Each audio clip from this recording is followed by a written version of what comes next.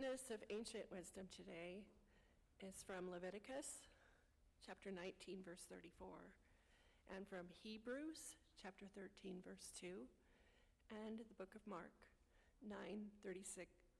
chapter 9, verses 36 to 37. You shall treat the stranger who sojourns with you as the native among you, and you shall love that one as yourself. For you were strangers in the land of Egypt. I am the Lord your God. Do not neglect to show hospitality to strangers, for thereby some have entertained angels unaware. When Jesus took a little child and put it among them, and taking it in his arms, he said to them, "Whoever welcomes one such child in my name welcomes me. And whoever welcomes me welcomes not me, but the one who sent me." God is still speaking, and we are still listening. Thanks be to God.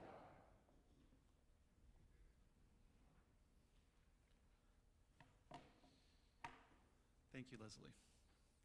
Would you pray with me?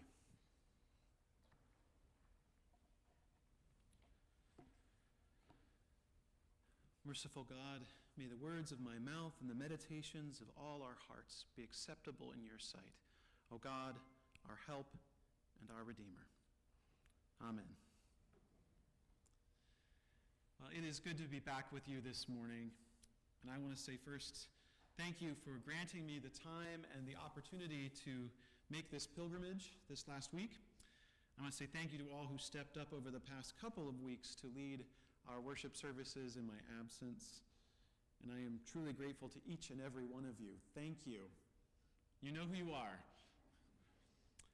But first, let me say I am excited to share a report back on this border immersion trip. For those who might not have known, I spent the last weekend with an ecumenical group of faith leaders in Brownsville, Texas. It was a group of several conference ministers from the United Church of Christ, a few pastors from other denominations, the ELCA Lutheran Church and the United Methodist Church, a number of lay leaders and pastors from other immigrant welcoming congregations like ours in this region, and an organizer from an immigrant justice group that we know and have worshiped with before. I want to say I hope to give you some sense of the journey through the photos I shared, and that's okay. I'll make sure you get a chance to see those. But none of those photos can convey the unbearable heat and humidity that was there in Texas. I wish I could express that to you in some better way, but it was very hot, and we were very grateful for air conditioning, and also very aware that not everyone there had air conditioning. And we took lots of photos and tried to record as much of the experience as we can, and even doing that, I knew that I couldn't take photos of everyone. We weren't allowed to take photos in federal buildings like Border Patrol. We also didn't want to take photos that might put someone in jeopardy, compromise their safety, and we wanted to protect the privacy of children and youth that we encountered there. But I was inspired by this text for this morning to think of the children and the young people and the youth that we encountered on that trip, and to try to share a few of their stories with you this morning.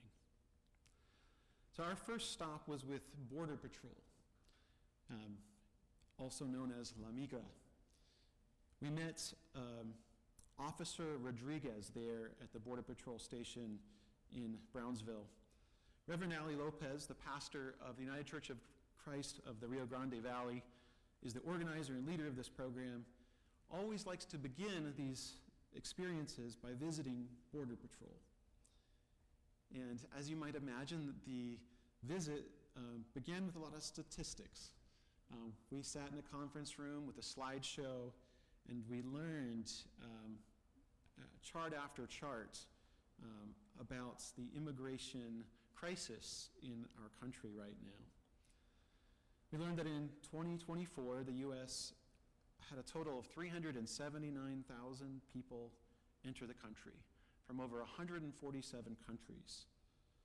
Places you might expect like Honduras and Guatemala and Venezuela, but also places as far away as Romania and China and Haiti and Kazakhstan. The Rio Grande Valley is the fourth highest port of entry with approximately 51,000 entries in 2024. Tucson is the highest with 120,000. There are a lot more statistics, but one that particularly caught my attention was the number of unaccompanied minors who arrived at the Rio Grande Valley port of entry. The numbers over the last number of years have changed. Agent Rodriguez would tell us that they often peak right before an election for who knows exactly what reason. But in 2020, there were 10,000 unaccompanied minors. In 2021, there were 4,000. 2022, there were 15,000. 2023, 11,000. And 2024, so far, there have already been 6,000 unaccompanied minors crossing in just this one border station. On the other side of the border, Agent Rodriguez told us there is a turf war going on between a number of cartels who are trying to get control of that part of Mexico. And with the hardening of the border over the last several decades, trafficking in people has become much more profitable than trafficking in drugs. Human smugglers, also known as coyotes, can get as much as $10,000 or $15,000 or $25,000 per person. And if someone doesn't have the money, that's okay. They will transport them anyway and then hold that debt over them, forcing them into unpaid labor, sex work, or extorting their families back home. Now, these conditions create a very real concern for children as they are being exploited by human traffickers. Some as young as 3 months old arrive with a piece of paper pinned to their chests with their name and a phone number of a sponsor here in the country. And they are expected to be picked up by Border Patrol agents. Agent Rodriguez said that once kids are old enough to talk, the cartels stop using them. But if they have birth certificates, agents will try to check with the consulates from the countries from which they come. They also acknowledge that certificates are easily faked. Now, I did not know this, but if you were under 13 years of age, it's illegal to take retina scans or fingerprints of children.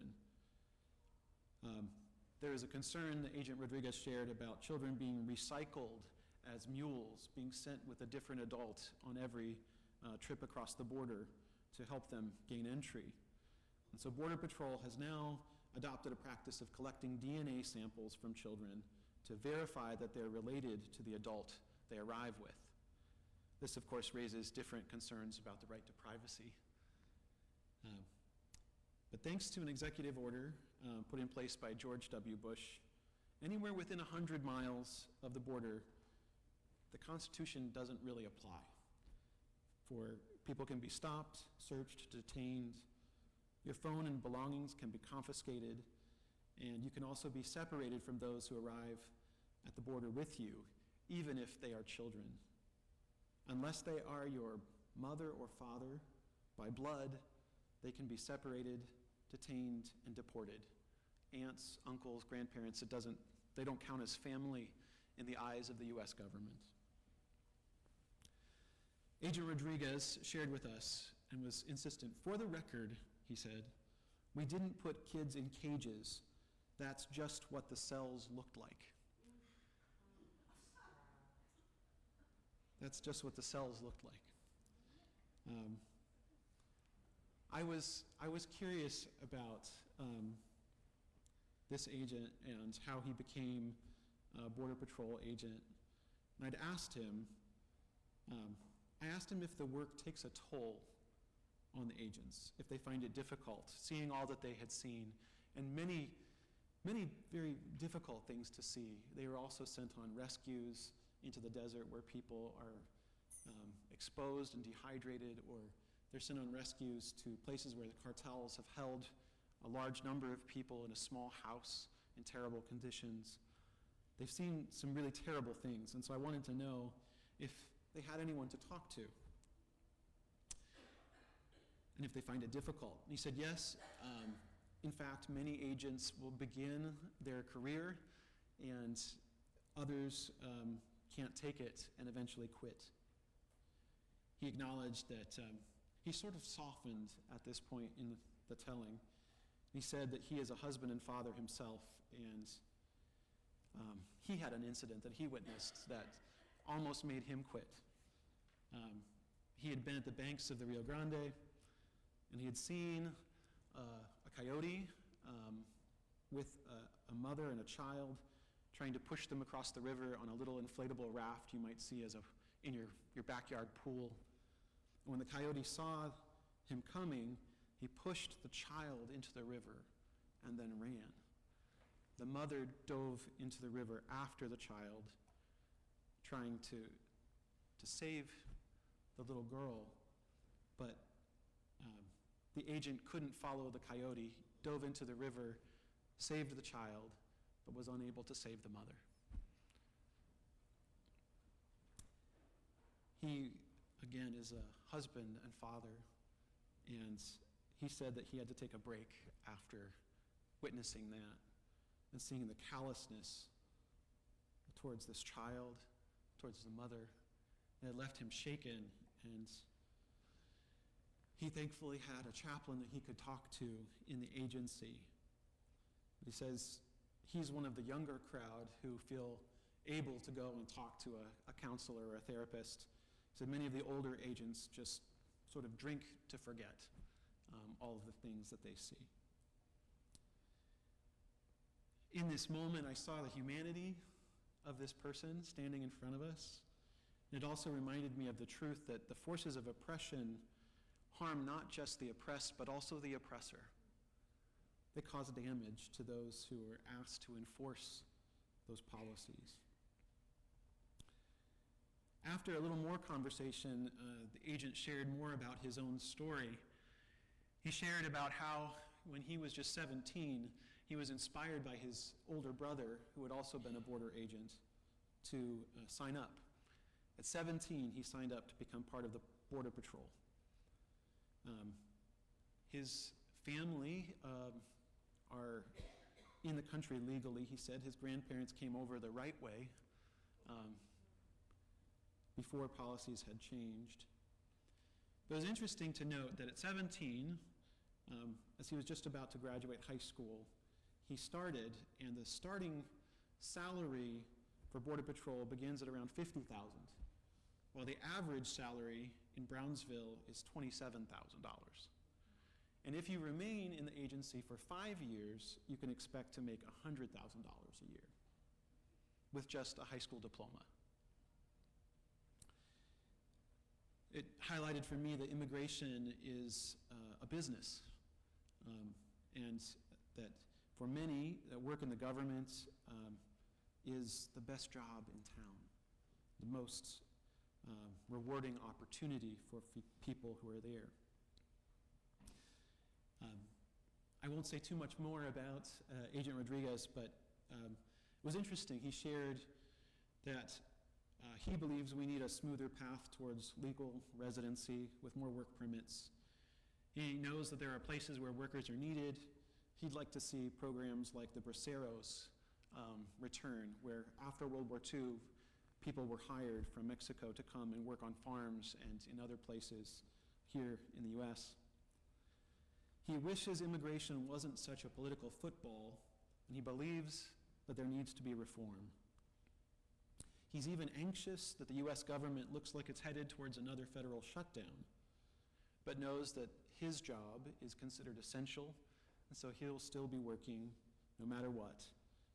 He will get paid eventually whenever a deal is reached. For now, he says he can only enforce the laws as they are written. Through our conversation, he was humanized in my eyes. I also think he wanted us to feel that way. His story was an interesting one for me, and imagining him as a young person starting out was especially interesting to me. Our next stop on our journey was a shelter there in Brownsville, Texas, called La Posada. It's just outside of the main town center, and it was recently, new buildings were recently built in 2023. I looked on the wall and saw that they had come from Amish country in Ohio, built by the Mennonites and the Amish community, with names that sounded like my neighbors back where I grew up. But they are sisters Nora and Therese from San Antonio's Order of the Holy Spirit, work to give a shelter and support to those who have just recently arrived. There's also a young person who must have been in her early 20s named Leslie from that town of Brownsville. She helps out as well, manages the social media pages. I do encourage you to like and subscribe. It's nice to have a millennial on the staff every once in a while. When families arrive, children are immediately enrolled in local schools. They're given backpacks, they're given clothes. There's a little children's library with books from lots of different languages. The classroom is set up for kids to learn English. There are maps of the United States, and every morning they gather around the flagpole to say the Pledge of Allegiance, which of course they will have to say if they are to get citizenship. They will have to pass a citizenship test.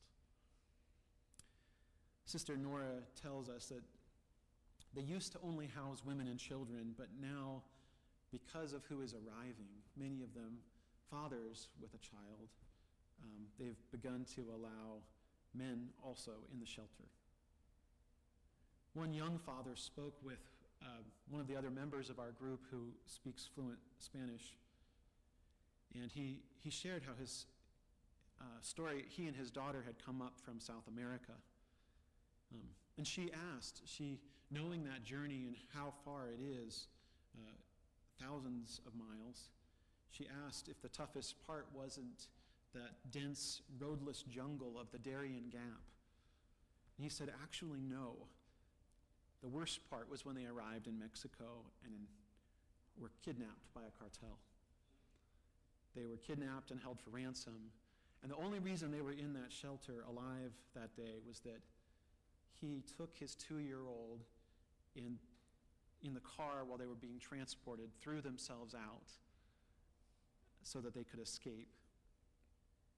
He said he'd never been religious before, but he was starting to pray because he felt like God had delivered them from the gangs and the violence. Now, everything in the La Posada clinic and shelter is clean and calm and thankfully trauma-informed. They have therapists coming every week because everyone there is also incredibly traumatized. There was a young mother with an infant on her hip. She seemed like a very young person herself, and this child was maybe 2 or 3 months and brought such joy to everyone there in the shelter. But it only occurred to me later that that child might very well have been the result of sexual assault. Knowing the length of stay in these shelters, I did not know how that child might have made that journey or where she might have come from. There's a lot of hard stories in that place, but not every story is tragic. There are also hopeful stories. Sister Nora told me of some who had left La Posada and gone on to Michigan or Ohio or Illinois, other places in the northern United States, who had stayed in touch. And they'd gone on to find sponsors in other cities. They'd gone to school, and some of them had pursued college. One had become a nurse, another one a business owner. They were making a life for themselves and their families and staying in touch with the people who'd helped them all along the way. And Sister Nora was a fascinating case in herself because she had joined this Catholic order late in life. She was probably in her late 60s, early 70s. She said she'd given up her home, her car, her possessions, her freedom, to be a nun and to be sent to this place to do this work. She said she loved what she was doing, and she was addicted to helping those who were arriving at the shelter every day and wouldn't want to do anything else. She was one of the many women doing the hardest, most needed work there at the border. The next day, we took another trip into Mexico. We were led by Reverend Ali Lopez, the pastor of the UCC RGV Church. She drove us to the border crossing in a nearby town and introduced us to another woman named Lulu. Lulu runs a clinic just on the other side of the border. We met up at the Whataburger parking lot with the border fence in the background and the checkpoint right in front of us. She drove up in an old beat-up car, and she had to move garbage bags full of donated clothes and bins and boxes full of donated food, some of it expired, to make room for our members in her car. As we loaded up and drove through the border, it took a matter of minutes to go that way, into Mexico. And we took a few turns and down a couple streets and alleys, and we arrived at her clinic.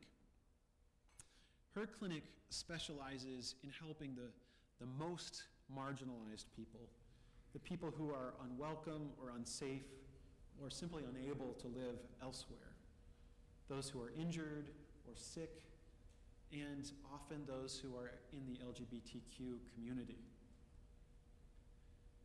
She said, "We cannot leave these people outside. We have to help them. It's like they are our son or daughter."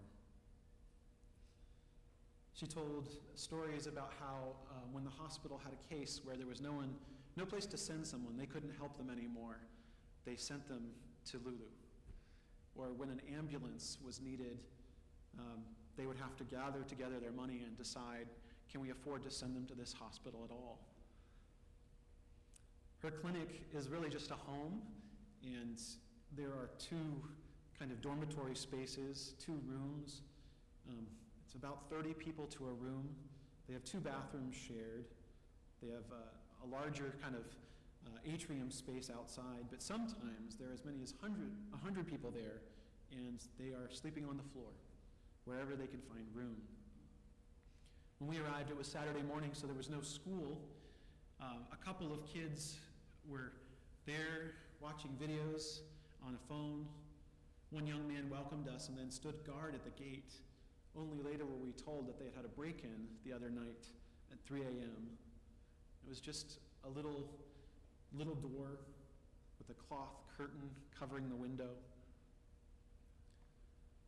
We're led back to an office where there are a few shelves full of medicines, and Reverend Ali gives a small package to Lulu and tells her, "This is for you."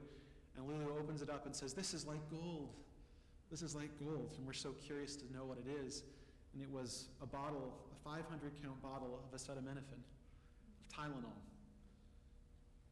Lulu says that because of corruption on both sides of the border, it's difficult to cross with supplies. You face heavy fines and taxes, and other than groups like Doctors Without Borders, it's very hard to get those kinds of resources there.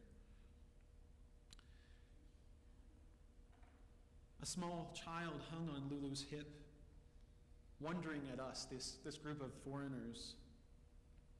And again, Lulu tells us the same familiar story, that most people there are experiencing some kind of trauma. And so they're so grateful that Doctors Without Borders comes once a month to share aid.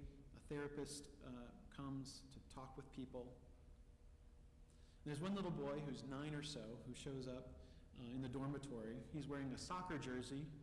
My Spanish is very limited, but I can express, football. Now, you like soccer? I say, my son plays soccer. He's about your age, too. And I was thinking about this child in this space. I was thinking about my own son who can't stop bouncing a ball in the house, and how it drives me crazy. And I was thinking about this boy where He's in this very, very tight situation, these tight quarters, and it's literally not safe to go out. And so this home, which has become their sanctuary, also becomes its own kind of cell. The next stop on our journey was another shelter called Casa del Migrante, the House of the Migrant. Now we make our way to this larger, better resourced shelter. It's supported by the Catholic Church and St. Vincent de Paul and a diocese from Mexico City. We're greeted by a young girl who, it's clear, has a developmental disability, but she greets us giving out hugs to each one in our group. Her mother is standing with her, smiling. This child brings so much joy to everyone she encounters.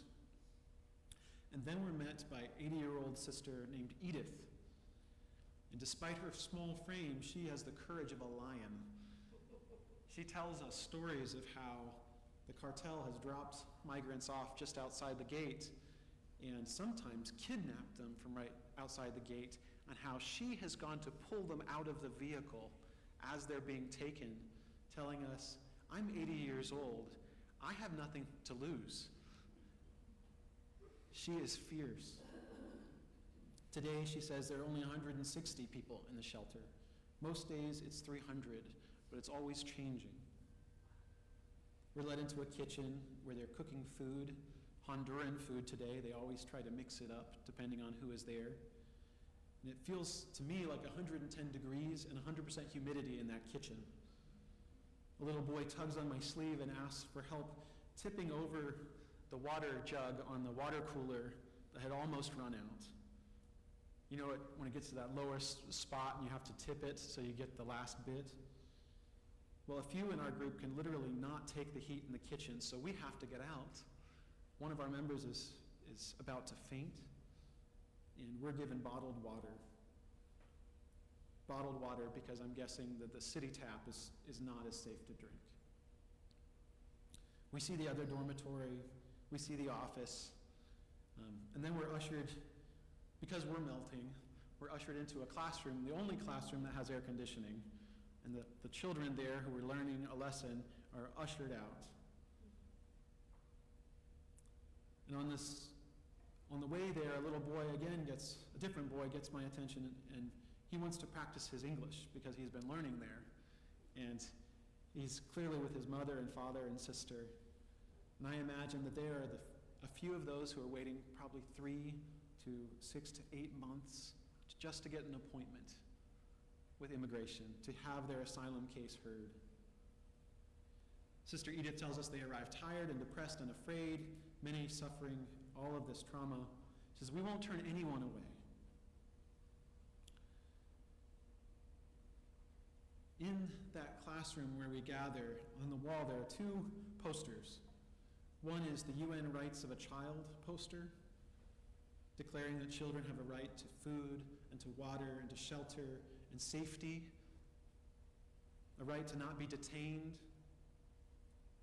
not be treated as adults. And the other is a poster in large letters on the wall that reads, "In this room is the future of the world."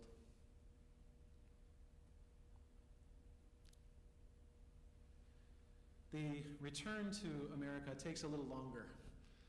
We sit in line for several hours waiting until it's our turn, and the immigration agent is very friendly with us as we turn over our passports. They open the doors to our van, check all around, and they release us back into Texas. The next day we get our last real experience of how this journey progresses. We are invited to visit and volunteer with Team Brownsville.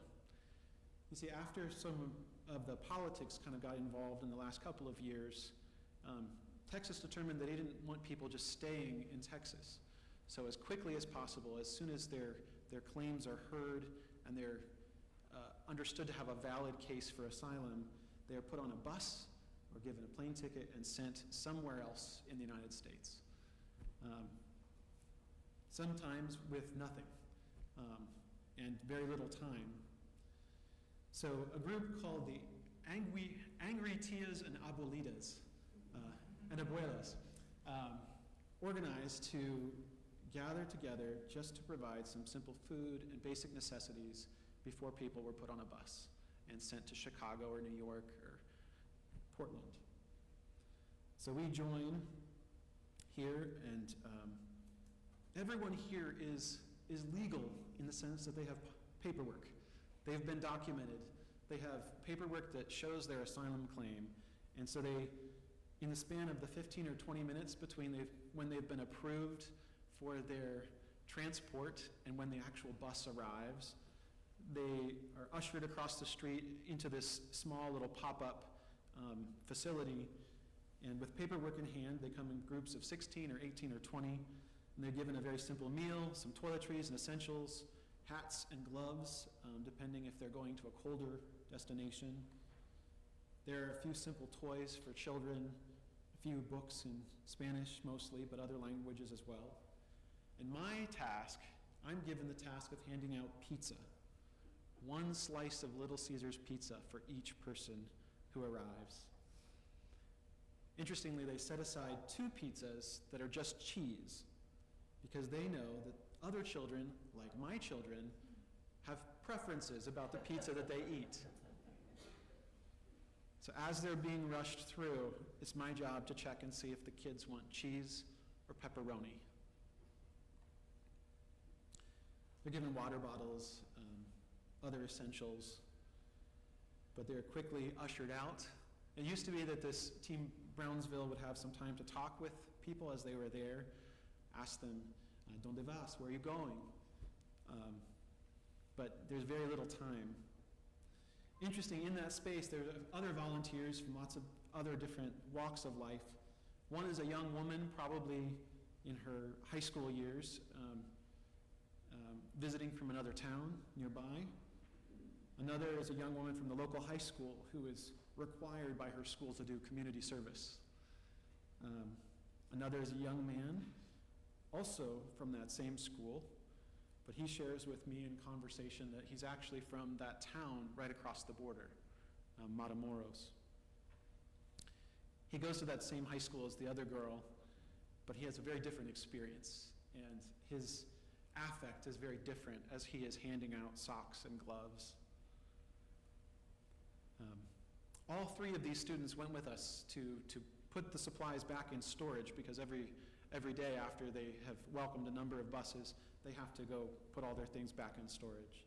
All 3 went with us to put those back, but this young man alone went with us on to Hope Park, this park overlooking the Rio Grande, right next to a bridge that goes back to the town where his family is from, but is now separated by a border fence covered in razor wire, cameras looking down at every angle, and the Border Patrol trucks just sitting there watching.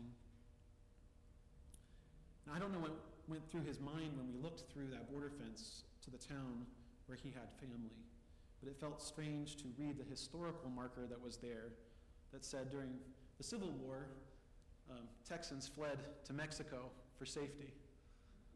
And there used to be a wooden plank bridge across because families did business on both sides of the border, both sides of the river. It must have been a very different experience for him. I shared in the children's message that this is a process of sending and receiving. And this was the thing that they wanted me to share with you most when I came back here. That they are seeing people come across in need of help, and they're trying to welcome them. And they're a sending community. We say, you all in those northern states, you're the welcoming communities. You're the ones receiving those we send.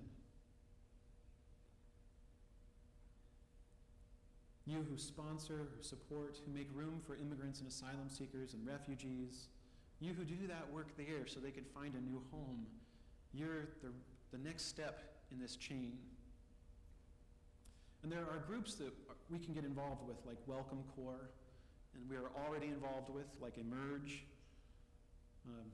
I'm excited to say that Adelante Mujeres is hosting a Know Your Rights class here in our building throughout this month, helping people sort of know what they're able to access here in this country. And I know many work in the school district and who are helping make space for kids who show up and families who show up and parents who need support. I also want to say, there are many times that the nuns and the volunteers and the border agents told us that they don't like to get political. Immigration is, however, a topic of great political importance, especially now. But they told us how the policies aren't just this side or that side, how U.S. politics have helped create the crisis we now face, how in 1994 President Clinton helped harden the border, instituting a policy of deterrence, forcing people to become even more desperate and choose even more dangerous journeys into the desert, how NAFTA helped bankrupt farmers on both sides of the border and led many into low-wage factory work instead. We learned how, after 9/11, the war on terror helped create this fear of invasion and the creation of ICE and increased militarization at our border. We learned how President Obama presided over one of the largest deportations in U.S. history and helped increase electronic surveillance. And of course, how former President Trump's Muslim ban and family separation policy created a culture of fear in communities like ours. As people of faith, we are called to be prophetic, but not partisan. Prophetic, but not partisan. This doesn't mean we can put politics aside, however. We can't ignore our faith and values when it comes time to cast our ballots. When children can't go to school in Springfield, Ohio because of bomb threats being called into their elementaries or universities based on lies against Haitian immigrants eating cats and dogs, we cannot remain silent. I arrived in Brownsville thinking and believing that the system is broken, but I left wondering if it isn't so much broken as working just as it's been designed to work. It's always worth asking the question, who is benefiting from the status quo? The traffickers, the employers who hire undocumented workers and pay poverty wages to clean our chicken in the factories, the military-industrial complex. Who is benefiting from this reality we've created? Judging by how many times the scriptures tell us to remember the foreigner, to treat them with justice and compassion, how many times the scriptures say, remember, you were once foreigners in a strange land. I believe Jesus would want us to remember the children especially. The children and their mothers and fathers, to remember the immigrant and the stranger, and to remember that call to do justice and love kindness and walk humbly. To remember how Jesus said, whenever we welcome a child, we welcome him and the one who sent him. So today, I invite us to continue standing in solidarity, working alongside our immigrant neighbors to create cultures of welcome and understanding and support. And let us continue to look for ways to extend the love and extravagant welcome of Christ to all God's children. Amen.